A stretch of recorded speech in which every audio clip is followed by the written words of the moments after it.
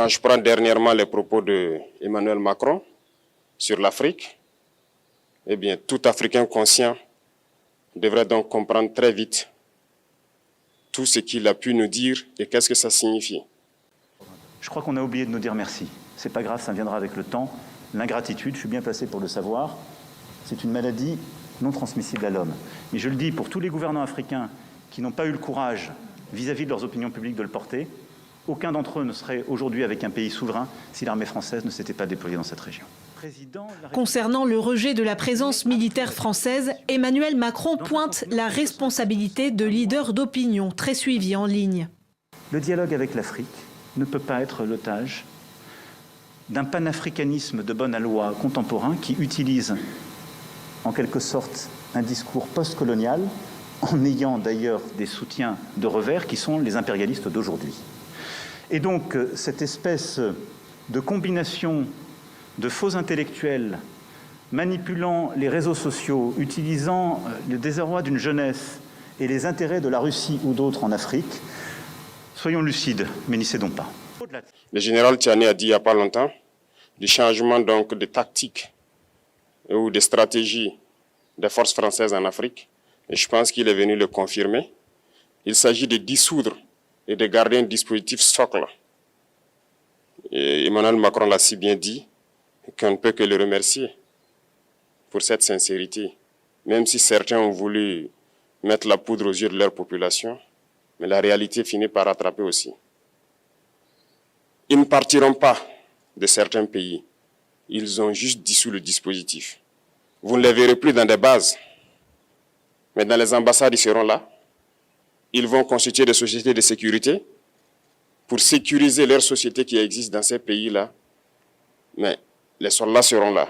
Mais vous ne les verrez plus en tenue ou rassemblés dans des bases. C'est tout ce que ça veut dire. Ils vont se réorganiser, mais seront là.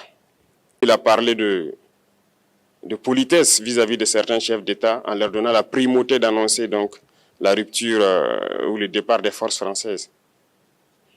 Ça nous importe peu, on peut dire. Mais tout ce que nous savons, c'est que si vous voulez une rupture avec ces forces impérialistes, c'est simple, on dénonce les accords. Tout commence par là-bas. Et je pense que l'exemple du Tchad, en tout cas, est palpable. Ils ont commencé par dénoncer les accords. Sinon, si on ne dénonce pas les accords, juste dire que les bases quittent, on n'a rien fait. Parce que le problème se trouve dans les accords coloniaux de défense qui ont été signés depuis l'indépendance. Le plus dangereux n'est pas ceux-là que vous voyez dans les bases. Le plus dangereux, ce sont les conseillers militaires. Les conseillers militaires existent dans tous ces pays.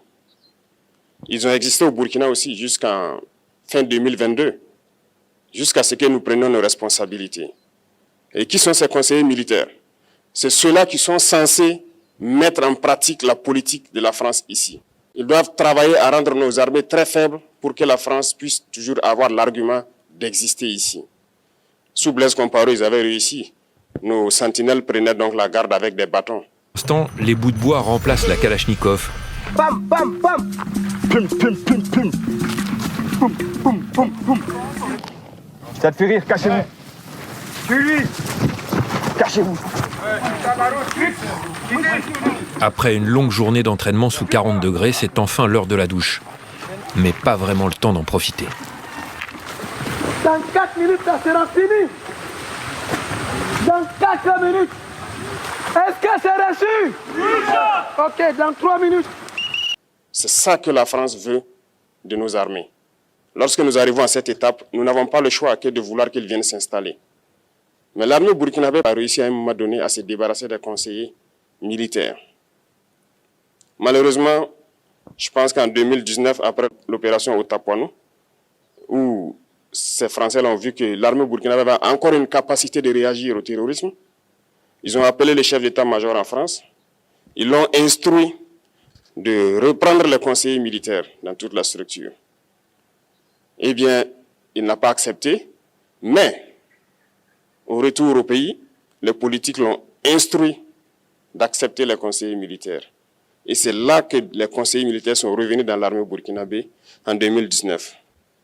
Avec toutes les conséquences qu'on connaît, l'armée était en train de disparaître dans les années 2020-2021. Et d'ailleurs, c'est le moment où beaucoup de militaires ont dû déserter parce qu'il n'y avait plus d'espoir. On était en train de s'effondrer. Une centaine d'anciens soldats empêchés de manifester devant le ministère de la Défense situé près du palais présidentiel lundi au Burkina Faso. Radiés des rangs de l'armée après la mutinerie d'avril 2011. Ils réclament leur réintégration 5 ans après les faits. Le porte-parole du mouvement assure qu'il s'est agi d'une mobilisation pacifique. Mais la manifestation n'a pas eu lieu alors que des éléments anti-émeutes de la gendarmerie les ont empêchés d'atteindre les bâtiments officiels de Ouaga 2000, le quartier administratif de la capitale burkinabé. Voilà un peu comment ils travaillent. À l'état-major général des armées, dans tous les états-majors d'armée, dans les écoles, c'est eux qui sont censés nous dicter la politique de notre armée. C'est eux qui nous disent combien recruter, quand recruter et qu'est-ce qu'il faut en faire. Ils sont dans les écoles pour nous dire comment il faut les former et ainsi de suite. Tant que ces conseillers militaires sont là, vous n'êtes pas indépendants. Votre armée aura juste l'apparence d'une armée qui sera là en train de faire des parades, du cirque. Mais lorsqu'il viendra la guerre, vous vous rendrez compte que la parade, c'est une chose, mais la guerre, c'est une autre chose. Il faut rompre les accords. C'est la seule façon d'avoir une armée indépendante et se construire, être fort. Mais beaucoup de gens ne le comprennent pas peut-être. Et même avec ces accords, la France choisit dans nos États des élèves officiers pour aller les former. C'est à travers ces mêmes accords. Mais en réalité, ces officiers qui partent se former pour la plupart, pour la France, ils viennent pour servir l'État français dans leur pays. Ils ne viennent pas pour servir nos pays. Ils les forment pour qu'ils viennent servir les intérêts de l'État français. J'en veux pour preuve.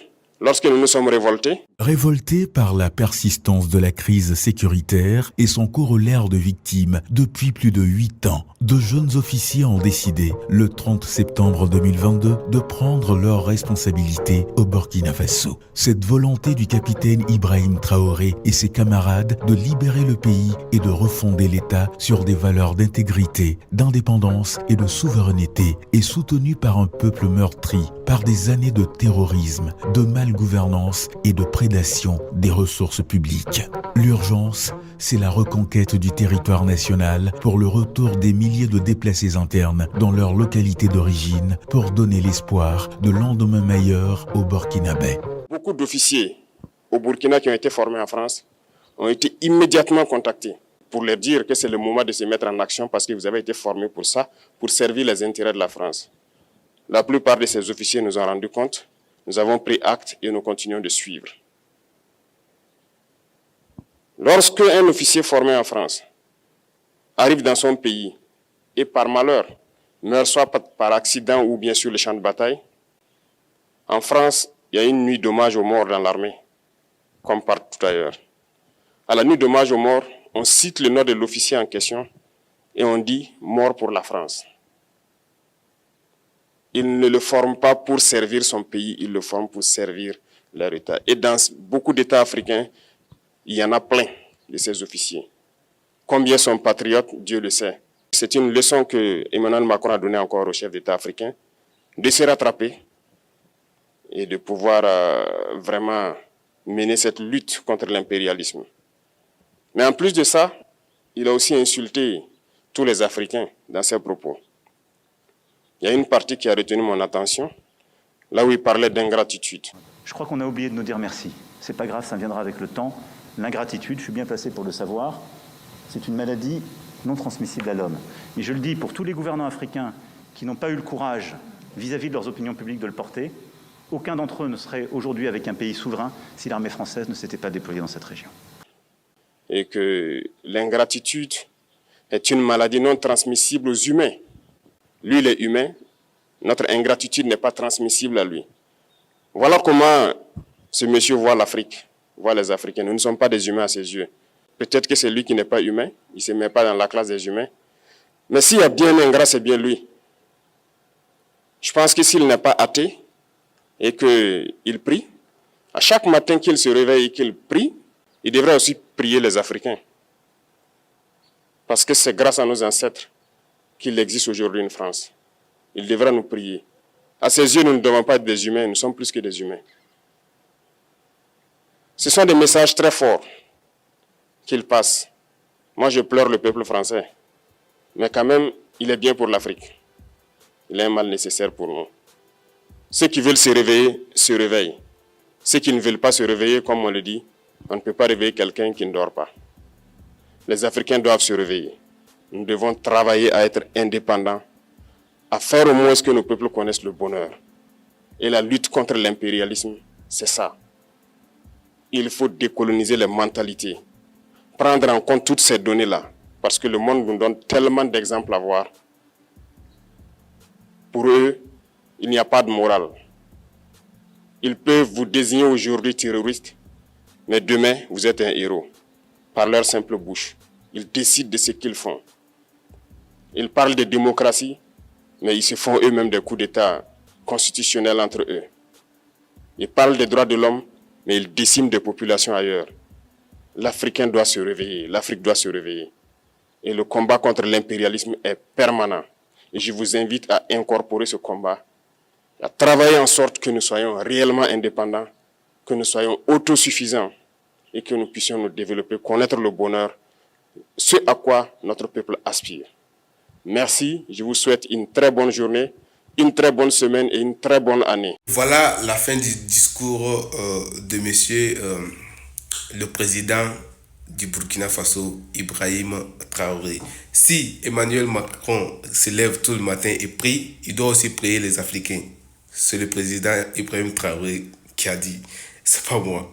Ok, donc ce discours, j'aimerais vraiment le partager avec vous. Et voilà, je l'ai partagé avec vous. Dites-moi ce que vous en pensez dans les commentaires. Est-ce que, voilà, c'est Emmanuel Macron qui a raison en disant que les Africains sont ingrats, les Africains ont oublié de dire merci à la France, que les Africains, les chefs d'Africains, sans l'armée française sur le sol africain, l'Afrique ne sera pas avec les pays libres. Est-ce que les propos d'Emmanuel Macron est parfait, ou est-ce que c'est Ibrahim Traoré qui a raison en disant que, au contraire, c'est grâce à l'Afrique que la France est devenue un pays, est devenu un pays qu'il est aujourd'hui. Je vous laisse donner votre avis dans les commentaires. En tout cas, comme je le redis toujours, si tu es africain, si tu regardes cette vidéo, tu dois forcément la partager, car ce sont des discours qui permettent à nous les pays africains, à nous les Africains, de nous réveiller, car c'est nous qui allons faire développer l'Afrique et personne ne viendra le faire à notre place. Et ça, j'en suis sûr. Donc, partagez massivement la vidéo à nos frères et sœurs pour leur permettre de débloquer certaines limites dans leur tête. Et moi, je vous dis à très très bientôt.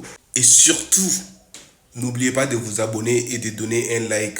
C'est très très important. Donnez un like à la vidéo. Cela permettra à YouTube de montrer la vidéo à de plus en plus de personnes. Et ça sera vraiment génial de votre part, car vous contribuez au développement de l'Afrique en mettant juste un post. Mettre juste un like, ça va faire quoi? Mettre juste un like, ça te coûte rien. Pourtant, ça aide.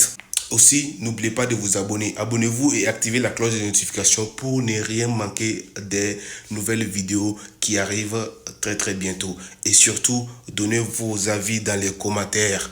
Ce que vous en pensez, ce que vous pensez, dites-le dans les commentaires. Et moi, je vous dis à très bientôt pour une nouvelle vidéo. Allez, ciao!